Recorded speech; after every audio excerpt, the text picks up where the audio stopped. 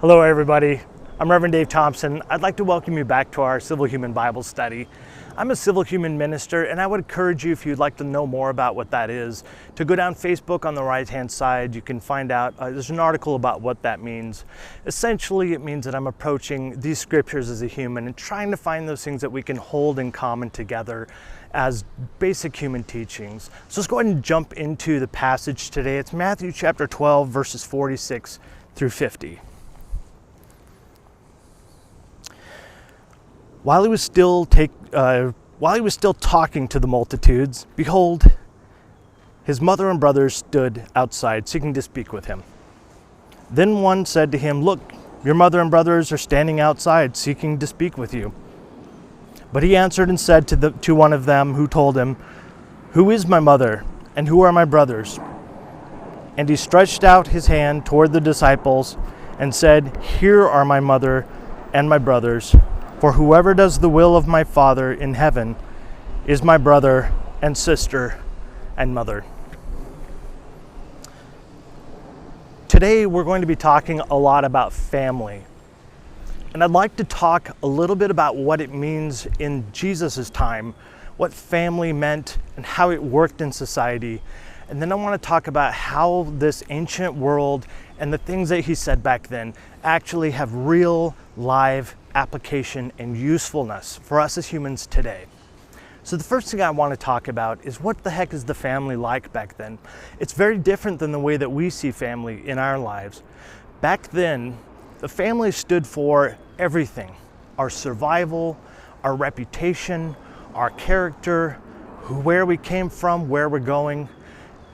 The way that we see economy these days, right? We go out, we find a job, we post on whatever job search website that we can find, and we find a job. And we go to the job and we get trained, or we're already trained at a university, and we do our work. But back in these times, there's no universities, there's no books to learn from, there's definitely no internet. Information like this is kept within families. So being a part of a family meant that you would be in that business, regardless of whether you wanted to or not.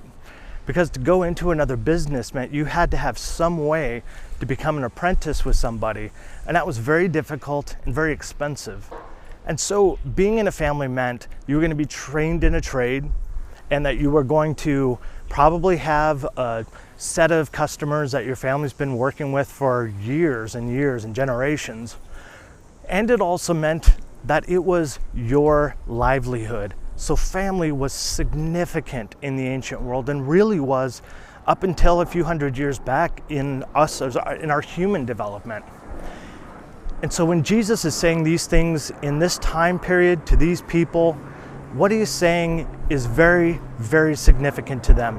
It was unheard of for somebody to talk about family, not just in a seemingly negative way, but to address others as family.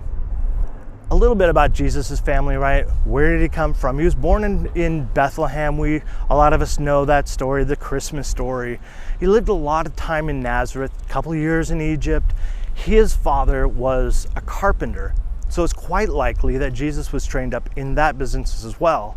He spent a lot of time doing carpentry work, which is not unusual for people to have a separate trade from, if they go into ministry or if they're going into becoming a teacher, they would know a trade that they could make money off of. So what does this mean today, right? What in the world, how does this apply to us today in a very different world?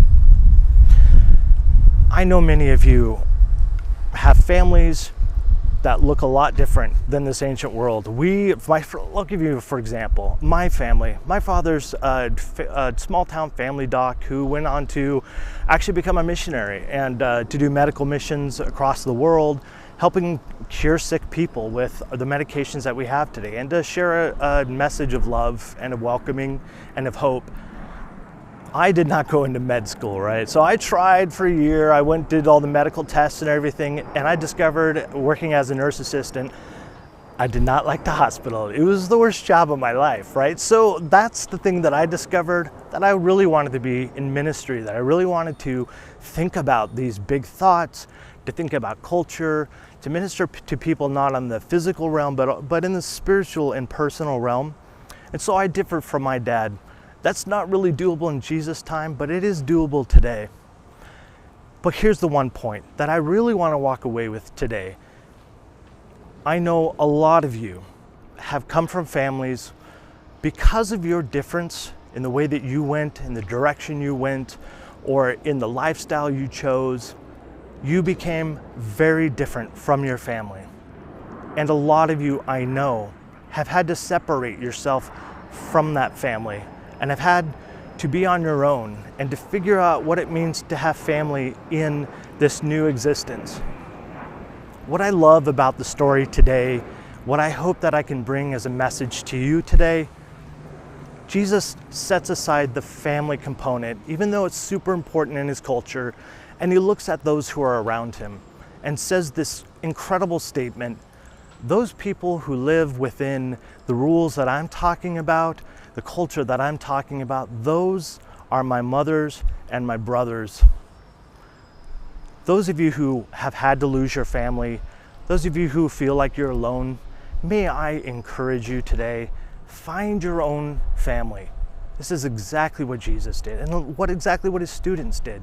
They found a family who believed the same rules and had the same hopes of society and same ideas of how to change this world.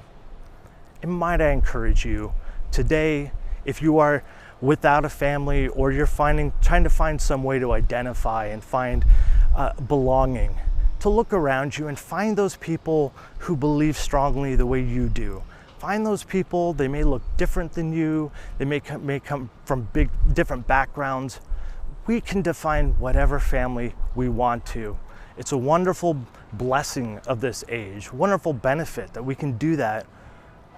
I know so many people who have found the most incredible family in their friends. And I want to encourage you to consider that option. I know that I consider you as my family as well, as an extension of who I am. And I'm grateful for you watching these videos because I know you're participating in the same hopes and the same ideas of how to change this world. I want to say thank you so much. I appreciate your participation in this journey along with me. I wanted to point out the backdrop that we have today.